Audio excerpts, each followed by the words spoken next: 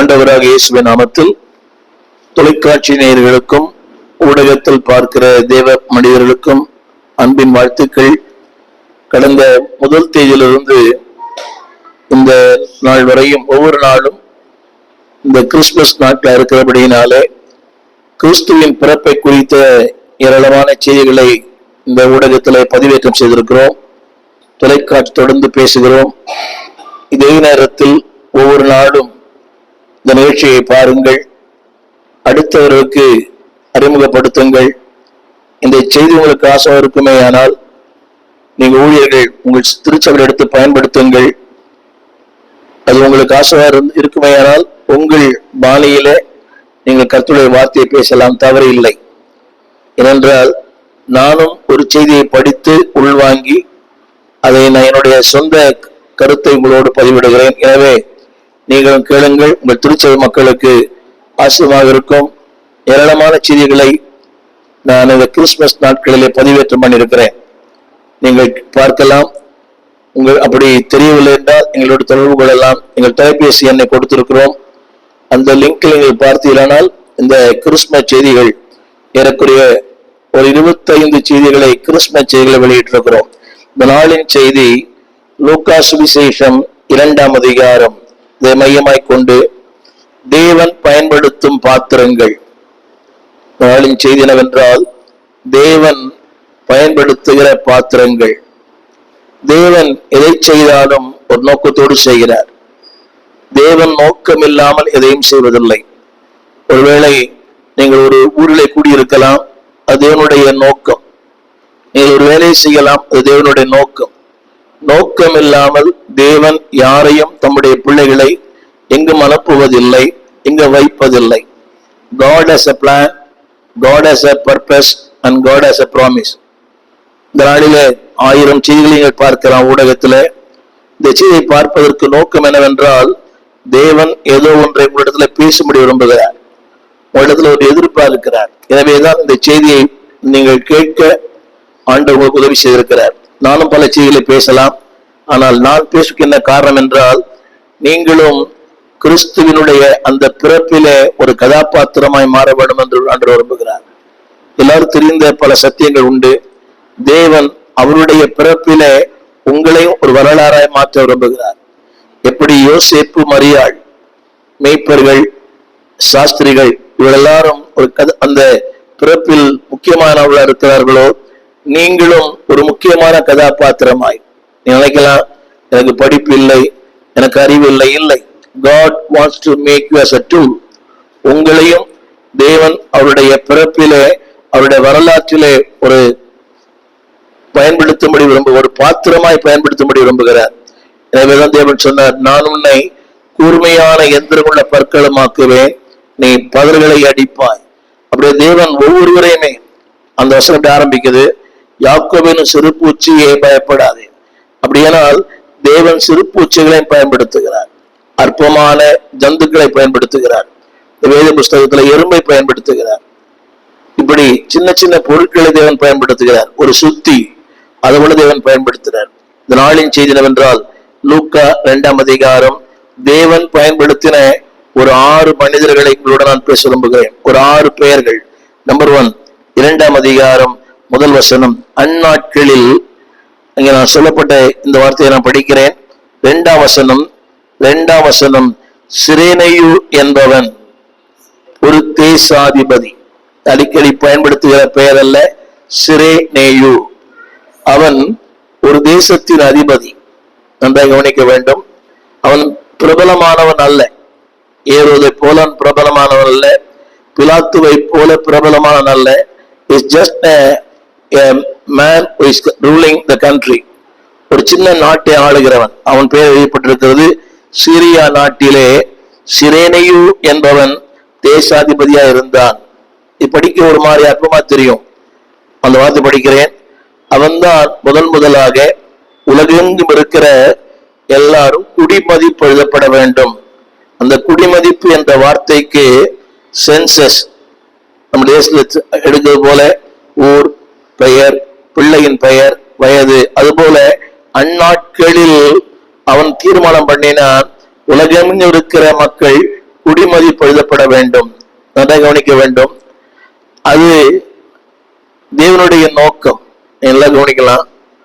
இது எப்ப அது பாருங்க, அந்த குடிமதிப்பு எழுதப்படும்படியாய்த்தான் மரியாதை யோசிப்பு அந்த ஊருக்கு வந்தாங்க. எவ்வளவு ஆச்சரியமா இல்லை? அந்த குடிமதிப்பு எழுதப்படத்தான் பெத்லகேம் வந்தாங்க. பெத்லகேமில் இயேசு பிறப்பார் என்பது முன்குறிக்கப்பட்டது மீகாவின் புஸ்தகத்திலே. இதை குறித்து செய்தி பேசியிருக்கிறேன். பெத்லகேமின் பெருமைகள் என்ற ஒரு செய்தியை இந்த ஊடகத்துல 2 பாகங்கள் பேசியிருக்கிறேன்.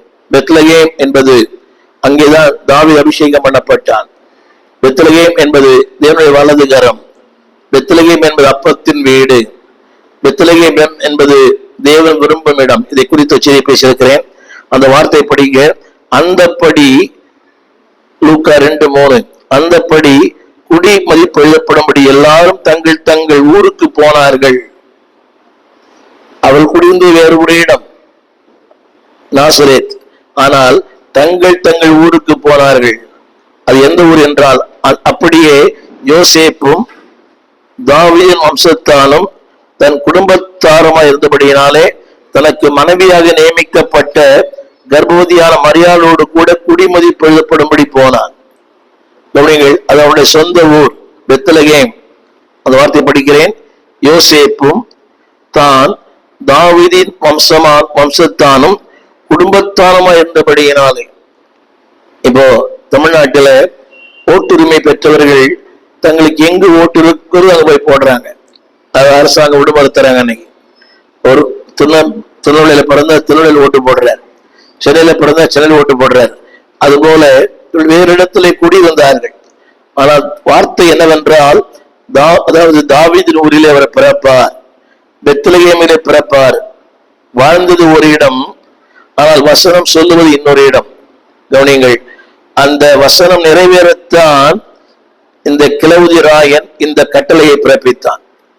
ஒருவேளை முந்தி பிறப்பித்திருக்கலாம், கிறிஸ்து பிறந்த பிறகு பிறப்பித்திருக்கலாம். என கவனிங்கள், அப்படி கிறிஸ்து பிறந்த பிறகு அவங்க பிறப்பித்திருந்தால் அங்க அவங்க வர வேண்டிய அவசியம் இல்லை. அந்த வார்த்தை படிக்கிறேன். குடி மதிப்பு எழுதப்படும்படி. கவனிங்கள், அந்த நேரத்துல அடுத்த 5ஆம் வசனம், தாவீதின் ஊருக்கு போனான். 6ஆம் வசனம், அங்கே அவளுக்கு பிரசவ காலம் நேரிட்டது. நன்றாய் கவனிக்க வேண்டும். தேவனுடைய வார்த்தை நிறைவேறுவதற்கு அந்த பிரசவ காலம் கொஞ்சம் கற்பனை பண்ணி பாருங்க. அதுக்கு முந்தி அல்ல பிந்தியும் அல்ல. வேதம் சொல்லுகிறது, இரட்சகர் தாவீதின் பெத்லகேமிலே பிறப்பார். ஏசாயா 9ஆம் அதிகாரம். மீகாவிலே பெத்லகேமிலே பிறப்பார். என்னாகமத்திலே, அதாவது தாவீதின் ஊர்ல ஒரு நட்சத்திரம். இதெல்லாம் கிறிஸ்துவை குறித்து சொல்லப்பட்ட வார்த்தை. நன்றாக கவனிக்க வேண்டும். அவள் பெத்லகேமிலே இல்லை, பெத்லகேமில் குடியிருக்கவில்லை. குடிமதிப்பு எழுதப்படும்படி வந்தார்கள். அங்கே இயேசு பிறந்தார். இது என்ன தெரியுமா? தேவன் தம்முடைய வார்த்தை நிறைவேற்றுவதற்கு யாரையும் பயன்படுத்துவார். ஒரு திரும்ப ஞாபகப்படுத்த விரும்புகிறேன். இந்த அதாவது 2ஆம் வசனம், சீரியா நாட்டிலே சிரேனையு என்பவன் தேசாதிபதியா இருந்தான். ஒரு சின்ன உங்களுக்கு விழிச்சு தர விரும்புகிறேன். இதற்கு முன்பிருந்த அரசர்களுக்கு அந்த எண்ணம் வரல, யாருக்குமே அந்த எண்ணம் வரல. ஆனால் இவர் உள்ளத்தில் ஆண்டவர் சொன்னாரு, குடி மதிப்பு எழுதப்பட வேண்டும். அந்த குடிமதிப்பு எழுதப்படத்தான் மரியாதை யோசேப்பும் பெத்லகேம் வந்தாங்க. அங்கே இரட்சகர் பிறந்தார். நான் சொல்ல விரும்புகிற முதல் வார்த்தை, அவர் பிறப்பிலே ஒரு அரசனை தேவன் பயன்படுத்தினார். மக்களுக்கு தெரியாது, ஏன்னா இவ்வளவு நாள் இல்லையே, இப்ப ஏன் குடிமதிப்பு எழுதப்படணும்? அடுத்த முந்தி பண்ணிருக்கலாம், இல்ல பிந்தி பண்ணிருக்கலாம். உன்னை கவனிச்சீங்க உங்க வாழ்க்கையில நீங்க நினைச்சு, நான் அடிக்கடி யோசிப்பது உண்டு. என்னுடைய 17ஆம் வயதில் நான் ஏற்றுக்கொண்டேன். அடிக்கடி யோசிப்பேன், கொஞ்ச நாள் முந்திய அறிந்திருக்கலாமே, அதோட பிந்தி அறிந்திருக்கலாம். அப்படி அல்ல, தேவனுடைய கடிகாரம் எப்பொழுதும் சரியாத்தான் ஓடும். ஜெபித்து சோர்ந்து போயிருக்கலாம். தேவனுடைய கடிகாரம் ஒரு நாளும் வேகமாயும் போகாது, ஸ்லோவாயும் போகாது. அநேகருக்கு பிரச்சனை தெரியுமா? ஜெபித்து சோர்ந்து போனேன். இல்லை, God knows the right time.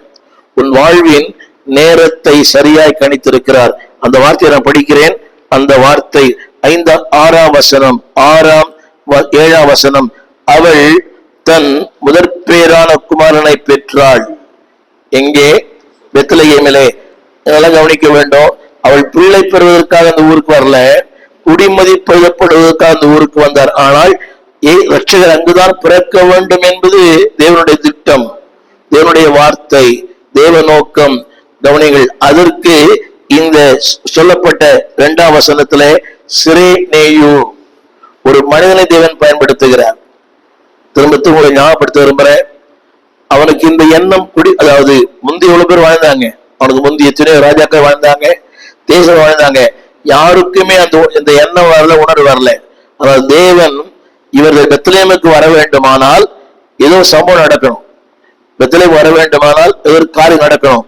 அது என்ன காரியம் என்றால் குடிமதிப்பு எழுதப்படும்படி, அந்த குடிமதிப்பு எழுதப்படும்படி அவருடைய அந்த தேசாதி உள்ளத்துல அவர் பேசினார். ஒரு வார்த்தை எழுதப்பட்டிருக்கிறது. அந்த வார்த்தை கடைசி வார்த்தை, அகஸ்து ராயனால் கட்டளை பிறந்தது. உங்களுக்கு இது கட்டாயம் வரணும். யார் யார் எங்கெங்க இருக்கிறீங்களோ அவங்க உங்க சொந்த ஊர்ல போய் உங்களுடைய குடிமதிப்பு, உங்களுடைய பிள்ளைகள், உங்களுடைய எல்லாமே குடிமதிப்பு என்று சொன்னால் உங்களுடைய வீட்டுடைய மதிப்பு கூட, உங்க ஊரு, உங்க வம்சம் எல்லாம் எழுதப்பட வேண்டும். சொல்ல வந்த வார்த்தை அகஸ்து ராயனால் கட்டளை. பல நேரங்களில நம்ம நினைக்கிறோம், நம்ம வாழ்கிற தேசத்துல நமக்கு ஏராளமான கட்டளைகள், ஜெபிக்க கூடாது, ஆலயம் கட்டக்கூடாது, ஆராதிக்க கூடாது, சத்தம் போடக்கூடாது, இதெல்லாம் நினைக்கிறோம். ஆனால் அந்த கட்டளைகளிலும் தேவன் கிரியை செய்கிறார். அந்த கட்டளை பிறந்த போது அது கடினம் தான், நன்றாக கவனிக்க வேண்டும். ஒரு நிறை மாதமான ஒரு பெண், கட்டளை என்னவென்றால் நீங்கள் பிறந்த ஊரிலே நீங்கள் குடிமதிப்பு எழுதப்பட வேண்டும், ரிஜிஸ்டர் பண்ணணும். மிக கடினம். ஆனால் ராஜாவின் கட்டளை, அது கீழ்ப்படினோம். ஒருவேளை வேதனை தான் அது. அங்கிருந்தால் அவங்களுடைய பேர் பதிவு செய்யப்படாது, அவங்களுக்கு பதிவு செய்யப்படாது. அந்த குடிமக்களாக அவங்க கருதப்பட மாட்டார்கள். வேதனை தான், கண்ணீர் தான். கட்டளை பிறந்தது, பெத்லகேமுக்கு வந்தார்கள். அவங்க யோசேப்புக்கும் மரியாளுக்கும் மீகா தெரியாது, யோசேப்புக்கும் மரியாளுக்கு என்னாகும் தெரியாது, யோசேப்புக்கும் மரியாளுக்கும் ஆதியாகம் தெரியாது. ஆனால் ஆதியாகமத்தில் என்னாகமத்தில் மீகாவிலே அவர் சொன்னார், அவர் பெத்லகேமிலே பிறப்பார், ஆயிரங்களில் சிறியதாகிய பெத்லகேம் பிறப்பார். அவங்களுக்கு தெரியாது, வந்துட்டாங்க, பிள்ளையும் பிறந்தது. ஆனால் கவனியுங்கள், அது தேவ திட்டம். முதல் வசனம் சொல்லுகிறேன், கட்டளை பிறந்தது அகஸ்து ராயனால். அப்படியானா உங்க வாழ்க்கையில நீங்க எதிர்பார்க்காத சில காரியங்கள் வரலாம். அந்த எதிர்பார்க்காத காரியத்தையும் தேவன் உங்களுக்கு சாதகமாக மாற்றுவார். நடப்பதெல்லாம் நன்மைக்கே நன்மைக்கே. அது கொஞ்சம் தன்னை யோசிக்க வேண்டும். அது அவனுக்கு பிந்தி வந்த அரசர்கள் சொல்லல, முந்தி வந்த அரசர்களும் சொல்லல. அகஸ்துரான் அந்த பிரசவ நேரமும் அந்த கட்டளையும் இணைந்து வந்தது. என்னை கேட்டுக்கொண்டு வந்தது பிள்ளையே, உன் வாழ்க்கையில் ஒருவேளை வேதனை இருக்கலாம், வலி இருக்கலாம், பாடு இருக்கலாம், போராட்டம் இருக்கலாம், அதே வழியில உலகத்துடைய அழுத்தங்கள் இருக்கலாம். அந்த அழுத்தங்கள் மத்தியிலே தேவன் தன்னுடைய வார்த்தை நிறைவேற்றுவார். முதல் வார்த்தை, ஆண்டவர் ஒரு ராயனை தேவன் பயன்படுத்துகிறார். பிறப்பில அவசப்படுகிறேன், அகஸ்து ராயனால் கட்டளை பிறந்தது. திரும்ப சொல்லுகிறேன், கடினமான பிரயாணம், கடினமான தூரம், கடினமான வாழ்க்கை, ஆனால் வார்த்தை நிறைவேறுகிற வாழ்க்கை. நினைக்கலாம், கடினமான வாழ்க்கை, கடினமான கணவன், கடினமான மனைவி, கடினமான பிள்ளைகள் அல்ல.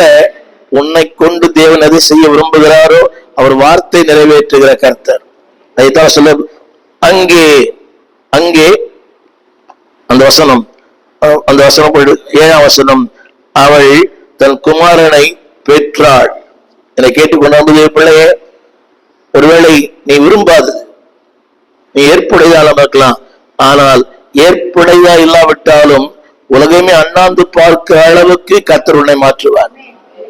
திரும்ப சொல்லுகிறேன், அன்றைக்கு வரலன்னா வேற எங்கேயே பிறந்திருக்கலாம், அவங்க ஊர்லயே, இன்னொரு ஊர்லயே, அது ஊர்ல பிறந்திருக்கலாம். ஆனா வார்த்தை நிறைவேறாம இருந்திருக்கும். வசனம் சொல்லுகிறது, அவர் பெத்லகேமிலே பிறப்பார். எனவே அவர் பெத்லகேம் வரணும்னா வேற வேலை ஒண்ணும் இல்லை. அகஸ்தியருடைய கட்டளை அது கீழ்ப்படிய வேண்டும். அங்கே வந்தார்கள். அவர்கள் வந்தார்கள் என்பது அல்ல, வார்த்தை நிறைவேற்ற தேவன் அனுப்பினார். என்னை கேட்கிற தேவ பிள்ளையே, உன் வாழ்க்கையில தேவனுடைய வார்த்தை நிறைவேற்ற விரும்புகிறார். You can escape.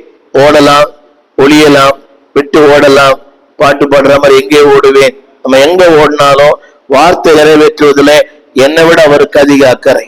இரண்டாவது கதாபாத்திரம் நான் சொல்ல வந்த வார்த்தை 4ஆம் வசனம்.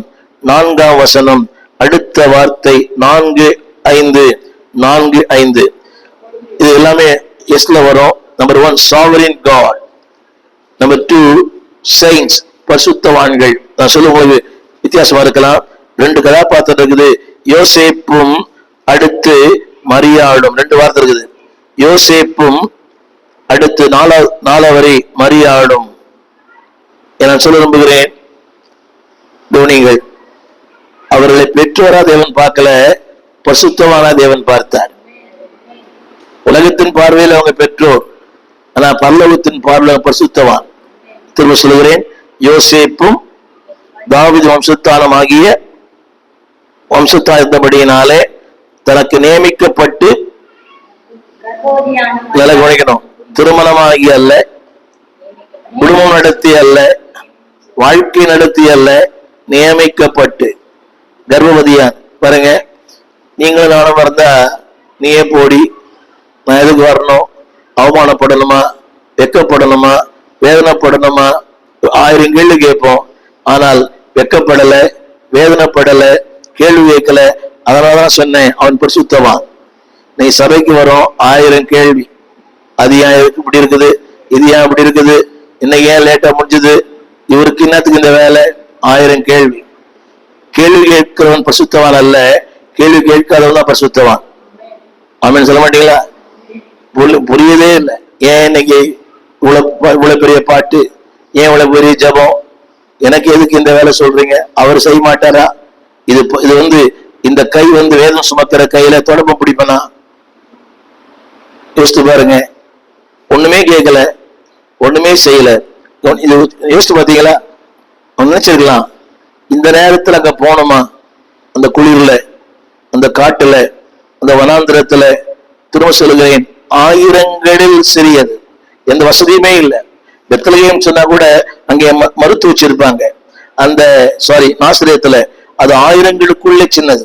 அன்னைக்கே சொன்னேன், யோசேப்பு கோத்திரங்களை பங்கிட்டு கொடுக்கும் போது பெத்லகேம் என்ற ஊரை யாருமே தரலையாம். ஏன்னா யாருமே வாங்கலையா. அது அவ்வளவு பெரிய சின்ன ஒரு இடம். ஒருவேளை உன்னை இருக்கிறது வச்சிருக்கலாம், நீ சின்ன இடத்துல இருக்கலாம், ஆனா உன்னிலிருந்து உலகத்தை ஆளுகிறவர் இருக்கிறார். உன்னை கொண்டு உலகத்தை ஆழ்வார், உலகத்தை ஜெயிக்கிற ஆழ்வார். சின்ன கேள்வி, don't ask question, don't give comments. நிறைய பேர் அப்படித்தான், கிரிட்டிக்ஸ், விமர்சனம் சொல்லினே இருக்கிறது தான். அது அப்படி, இது இப்படி, அவர் சரியில்லை, இவர் சரியில்லை. நான் சொல்லுவது, கேள்வி கேட்கிறவங்க ஒரு நாள் பரிசுத்தவா இருக்கவே முடியாது. இரண்டாவது நான் சொல்லுகிறேன், இவர் 2 பேருமே பரிசுத்தவான்கள் தான். அதனால என்னவோ தெரியல, அந்த மக்கள் அந்த அம்மாவை தெய்வமா கும்பிடுறாங்க. நான் தெய்வமா கும்பிட சொல்லல, அவங்க பரிசுத்தவான்கள். ஏன் தெரியுமா? அந்த வார்த்தை படிக்கிறேன், கேளுங்க. அந்த வார்த்தையை நியமிக்கப்பட்டார்கள், குடிமதிப்பு எழுதப்படும்படி ஆனார்கள், அங்கே போனான். அழகான வசனம் இல்ல? அங்கே. அப்படியானால் இப்படி சொன்னவங்க, அவளை கழுவி சுமந்ததோ இல்லையோ, அவன் சுமந்தான், போனான். இதை கேட்கக்கூட அன்பு பிள்ளையே, கவனிங்க. உங்களுக்குன்னு ஒரு இடம் கத்தர் வச்சிருக்கிறாரு, அந்த இடத்துல போய் நில்லுங்க, அது அவங்க ஆசீர்வாதம். இன்னும் சொல்லுகிறேன், அதாவது நான் அவரிடத்துல நான் பிடிக்க விரும்புகிறது முட்டாள்தனம். நிறைய பேர் நினைக்கிறாங்க, அந்த அம்மா இடத்த பிடிக்கணும், இந்த அம்மா இடத்த பிடிக்கணும், நாக்காலையை பிடிக்கணும், அதெல்லாம் வேணாம். உங்களுக்குன்னு கத்தர் எந்த சேர் வச்சுக்க, சேர்ல உட்காருங்க. புரியவில்லை? புரிஞ்சவர் ஆமேன்னு சொல்லுங்க. Don't take somebody's place. போனா அவன் நினைச்சா இன்னொருக்கு போயிருக்கலாம், சொல்லிருக்கலாம், நான் அந்த ஊர்ல பண்றேன், நான் இந்த ஊருக்கு போறேன், இந்த ஊருக்கு போறேன், முடியாது, நிறைய மாசம். ஆனா ஒண்ணு பாத்தீங்களா, அவங்களுக்கும் கீழ்ப்படியில் தேவன் தந்தார், அப்படியே செய்தான். நான் சொல்ல அந்த வார்த்தையை நிறைவேற்ற தேவன் இவளை பயன்படுத்தினார். இதை கேட்டுக்கொண்டு தேவ பிள்ளையே, தேவன் அவருடைய வார்த்தையை நிறைவேற்ற பயன்படுத்த விரும்புகிறார். நீ ஜெபம் பண்ணலாம், அந்நிய பாஷை பேசலாம், ஆவில் நிரம்பலாம். ஒரு சின்ன கேள்வி, தேவனுடைய வார்த்தை உங்கள் நிறைவேறி இருக்கிறதா? இன்னைக்கு காலையில ஒரு செய்தி பேச யூடியூப்ல ஆண்டு சொல்லுகிற தாவீதை பார்த்து, என் இதயத்துக்கு ஏற்றவன். உன் கற்பனை பண்ணி பார்க்கணும். விபச்சாரம் பண்ணவர், கொலை பண்ணவர், ஓடி போயிட்டவர், வேஷம் மாறினவர். ஆனா தேவன் சொல்றாரு என் இதயத்துக்கு ஏற்றம். அது எப்படிங்க? நம்ம சின்ன குறை இருந்தா காலம் ஃபுல்லா சொல்லி சொல்ல சாவடிச்சிருவோம். உன்னை பத்தி எனக்கு தெரியாதா? நீ ஓடி போனவ, நீ அப்படி பண்ணவ, இப்படி பண்ணவன். தேவன் தெரியும் இவன் ஒரு விபச்சாரம் செய்தவன், ஒரு கொலைபாதகன், ஆகீஸுக்கு முன்பாக வேஷம் மாறி பைத்தியக்காரன் நடித்தவன். அத்தனை தேவன் தெரியும். ஆனா சொல்றாரு புதிய ஏற்பாட்டுல அப்போஸ்தலர் நடபடிகள்ல என் இதயத்துக்கு ஏற்றவன். ஏன் தெரியுமா? அதுக்கு என்ன காரணம் என்றால் ஆங்கிலத்துல சொல்ற ஓப்பன் ஹார்ட், திறந்த மனம். இரண்டாவது பியூர் ஹார்ட், பரிசுத்த மனம். மூன்றாவது டெடிகேட்டட் ஹார்ட், அர்ப்பணிக்கப்பட்ட மனம். அவன் சொல்றான், அதாவது நான் உண்மையும் செம்மையா நடந்தேன். 24ஆம் சங்கீதம் நினைக்கிறேன், 24:6 நினைக்கிறேன், 24:6 சங்கீதம். அதே சொல்ல முடியுமா? 25:1 சாரி 25:1 25 ஆமென். நம்பி இருக்கிறேன்.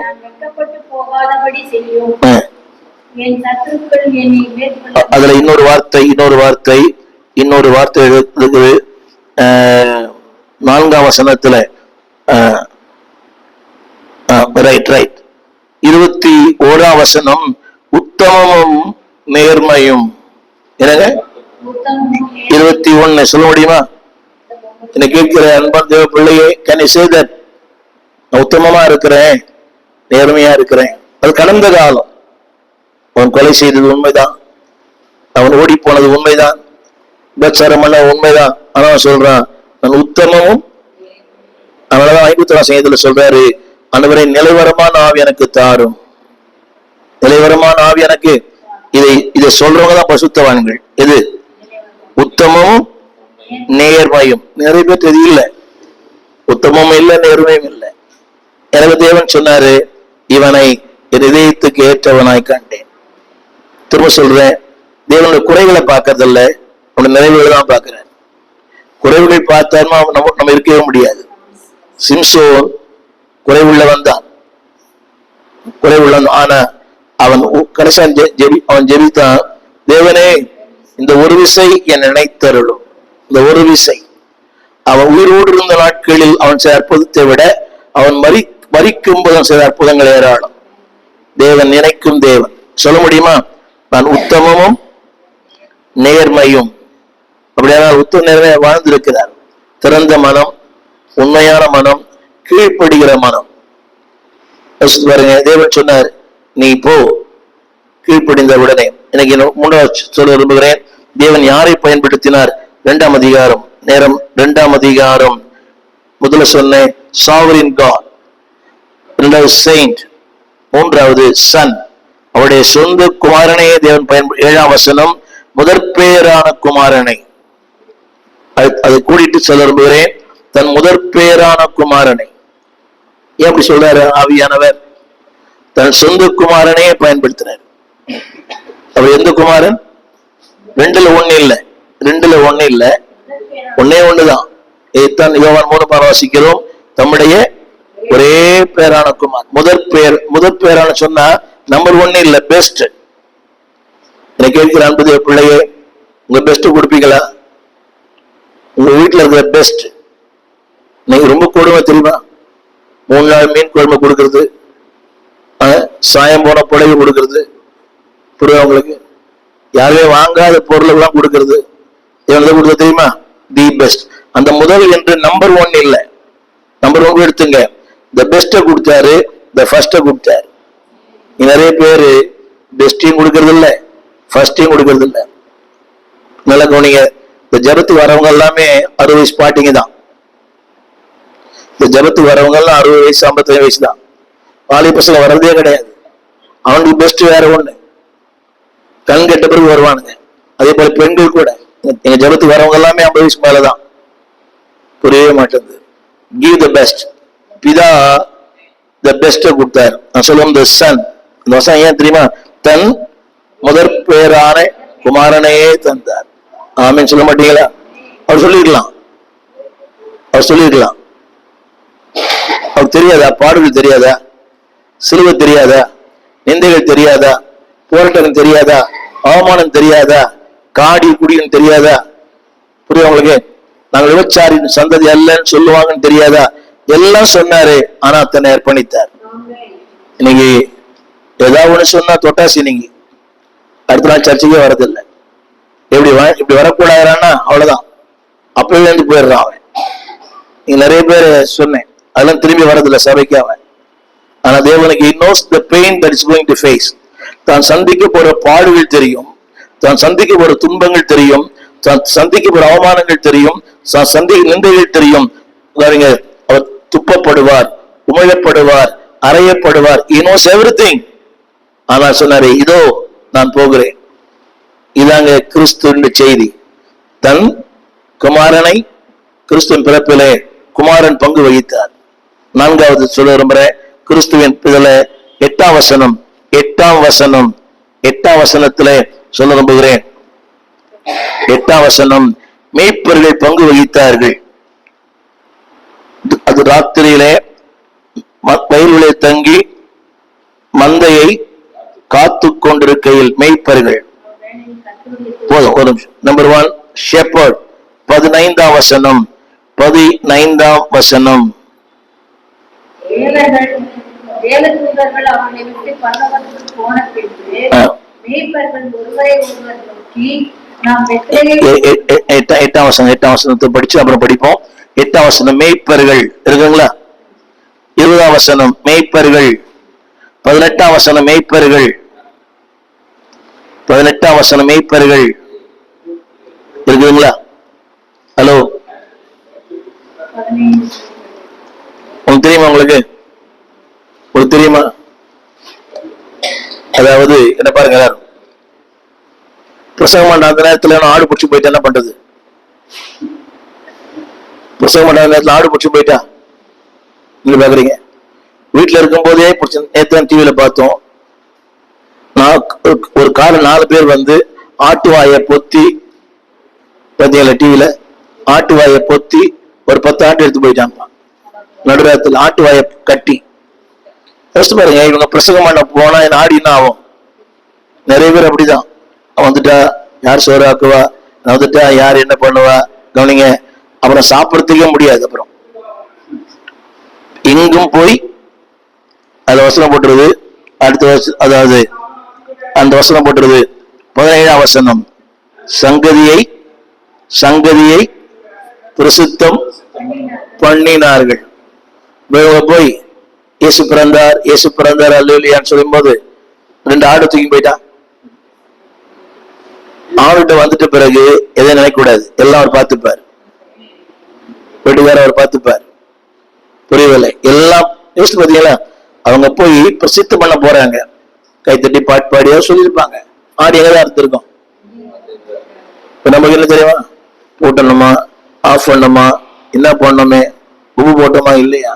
கவனிங்க, ஆண்டவரை பிரசித்தம் பண்ணும் போது உங்களை கர்த்தர் பிரசித்தம் பண்ணுவார். இழந்து போவதில்லை, ஏமாந்து போவதில்லை. திறந்த வாசல் சபை சிறுவர் சிறப்பு கிறிஸ்துமஸ் நிகழ்ச்சி டிசம்பர் 22 ஞாயிறு மாலை 5 மணிக்கு. எங்கள் சபையின் கிறிஸ்துமஸ் ஆராதனை டிசம்பர் 25 புதன்கிழமை காலை 7 மணிக்கு. புத்தாண்டிற்கான சுத்திகரிப்பு ஜெபம் டிசம்பர் 27, 28, 29, 30 வெள்ளி, சனி, ஞாயிறு மற்றும் திங்கள் காலை 10 மணி முதல் மதியம் 3 மணி வரை. புது வருட சிறப்பு ஆராதனை டிசம்பர் 31 செவ்வாய்க்கிழமை இரவு 9 மணி முதல் ஜனவரி மாதம் 1ஆம் தேதி அதிகாலை 2 மணி வரை. இடம் திறந்த வாசல் சபை, நம்பர் 65, பரமானந்த தெரு, 7 கிணறு, சென்னை 1. உங்கள் யாவரையும் அன்புடன் அழைக்கிறோம். தொடர்புக்கு 9841839287. எங்கள் விலாசம் போதகர் ஸ்டீபன் தேவகுமார், திறந்த வாசல் சபை, நம்பர் 65, பரமானந்த தெரு, 7 கிணறு, சென்னை 6000 001. தொடர்புக்கு 9841839287. மேலும் 04443183330. எங்கள் மின்னஞ்சல் stephenopendor@gmail.com. எங்கள் தேவ செய்திகளை யூடியூப் சேனலில் பார்த்து பயனடையுங்கள். தேவன் உங்களை ஆசிர்வதிப்பாராக.